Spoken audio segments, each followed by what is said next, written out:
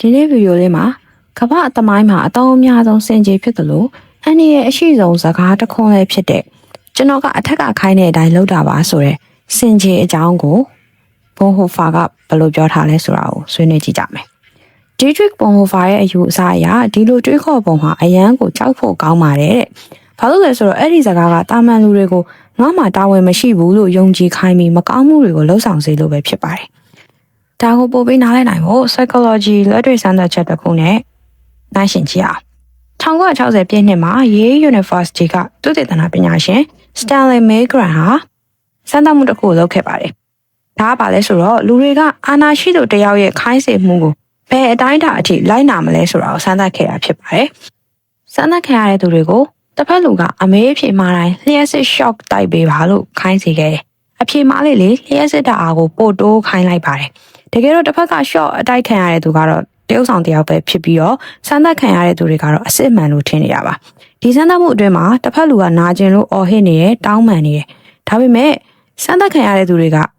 လုံးဝမရက်တန့်သွားခဲ့ပါဘူး။လူအများစုကတော့အမြင့်ဆုံးအဆင့်ထိအောင်လျှက်စစ် shock တွေကိုဆက်တိုက်ခဲ့ကြပါတယ်။ဘာကြောင့်လဲဆိုတော့သူတို့ကလူဆိုးတွေဖြစ်နေလို့မဟုတ်ပါဘူး။တာဝန်ယူမှုကိုတပါးသူစီကိုလွှဲပြောင်းပေးလိုက်လို့ပါ။သူတို့ကကိုပြန်ပြောနေကြတာကတော့ငါကဆုံးဖြတ်ရတဲ့သူမဟုတ်ဘူး။ငါကခိုင်းတဲ့အတိုင်းလုပ်နေုံတတ်ပဲလို့တွေးနေကြလို့ဖြစ်ပါတယ်။ဒါဟာဘွန်ဟိုဖာအသတိပေးခဲ့တဲ့အချက်ပါပဲ။နာဇီဂျာမနီခေတ်မှာဒီလိုအတွေးခေါ်တွေကစစ်သားတွေမဟုတ်ပဲတာမန်ပြည်သူတွေပညာရှင်တွေနဲ့အဖွဲ့အစည်းတွေကြားမှာပါပြန့်နှံ့ခဲ့ပါတယ်။သူတို့ကကိုလူဆိုးလို့မမြင်ကြဘူး။ဒါပေမဲ့သူတို့ကကိုယ်တိုင်တွေးတောဖို့ကိုရပ်တန့်လိုက်ပြီးတာဝန်ယူမှုရဲ့နေရာမှာနာခံမှုနဲ့အစားထိုးလိုက်ကြတာပါ။ဒါဟာအဓိကအနေရပါပဲ။ဘာလို့လဲဆိုတော့ကျွန်တော်တို့ကတာဝန်ယူဖို့ညှင်းဆန်လိုက်တဲ့အခါမှာကျွန်တော်တို့ရဲ့လုပ်ရက်တွေကိုကိုကျင့်တရားကမထိန်ချုံနိုင်တော့ပဲစနစ်ကြီးကကျွန်တော်တို့ရဲ့အထက်လူကြီးကဒါမှမဟုတ်ရင်ကျွန်တော်တို့ရဲ့အဖွဲ့အစည်းကပဲထိန်းချုပ်သွားတာဖြစ်ပါတယ်။ဘွန်ဟိုဖာကတော့ဒါကိုလုံးဝလက်မခံခဲ့ပါဘူး။သူကတာဝန်ယူမှုကဘယ်တော့မှလွှဲပြောင်းလို့မရဘူးလို့ဆိုပါတယ်။ဘသူကပဲအမိန့်ပေးပေးတကယ်တမ်းလှုပ်ဆောင်နေရတာကကျွန်တော်တို့ကိုယ်တိုင်ပဲဖြစ်တဲ့အတွက်အဲ့ဒီလုပ်ရရဲ့ကိုကျင့်တရားဆိုင်ရာတန်မိုးဟာလည်းကျွန်တော်တို့စီမှာပဲရှိနေမယ်လို့သူကယူဆခဲ့ပါတယ်။ဒါဟာလက်ခံရခက်ပါတယ်။ဘာလို့လဲဆိုတော့အဲ့ဒါကကျွန်တော်တို့စီမှာရှိတဲ့အလွယ်ဆုံးစင်ကြီးဖြစ်တဲ့ငါမှလုံးပိုင်ခွင့်မရှိဘူးဆိုတဲ့စကားကိုရိုက်ချိုးလိုက်လို့ပါပဲ။ဒါဟာအဆုံးရောက်တဲ့အခြေအနေတွေမှာဖြစ်တာမဟုတ်ပါဘူး။နေ့စဉ်ဘဝဆုံးဖြတ်ချက်တွေမှာလည်းရှိနေတတ်ပါတယ်။ကုမ္ပဏီက customer ကိုလိမ်နေတာတည့်ရနဲ့ဝန်ထမ်းကငြိမ်နေတာမန်နေဂျာကအောက်ခြေဝန်ထမ်းတွေရဲ့လူမှုဘဝကိုထဲမတွက်ပဲ target တွေပြေးဖို့ပဲဖိအားပေးနေတာ။ကျောင်းသားတယောက်က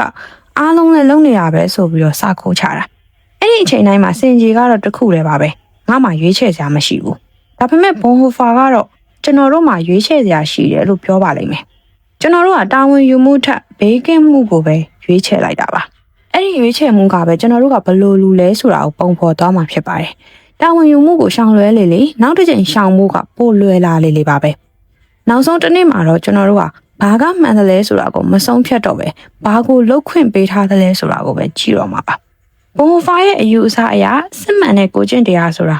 ကိုဒီမေကုန်းကိုမေးတဲ့အချိန်ကစတင်တာပါတဲ့ငါ့ကိုဘာလို့ဖို့ခိုင်းထားတယ်လဲဆိုတာထက်ဘယ်အရာကမှန်တရားလဲအဲ့ဒီအတွက်ငါတာဝန်ယူရလားဆိုတဲ့မေကုန်းမျိုးကိုမေးနိုင်တဲ့အချိန်ကစတင်တာပါအာဏာရှိသူတွေကအမိန်ပေးလို့ရပါတယ်ဒါပေမဲ့ကျွန်တော်တို့ရဲ့တာဝန်ယူမှုကိုတော့သူတို့လူယူလို့မရဘူးအဲ့ဒီပိုင်းကတော့ကျွန်တော်တို့စီမှာပဲအမြဲရှိနေမှာပါနောက်ဗီဒီယိုမှာလည်းဘွန်ဟိုဖာရဲ့ philosophy ကိုဆက်ပြီးပြောပြသွားပါမယ်